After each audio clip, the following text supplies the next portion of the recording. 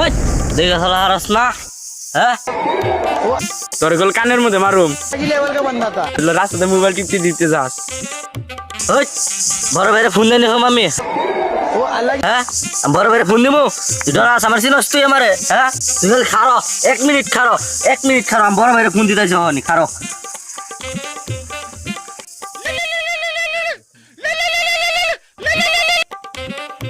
Hello বড় ভাই বলে আপনি এই তাড়াতাড়ি আসেন তো এই গেঞ্জা বেজে গেছে তাড়াতাড়ি আসেন ও আচ্ছা আমি এখন আইতাছি।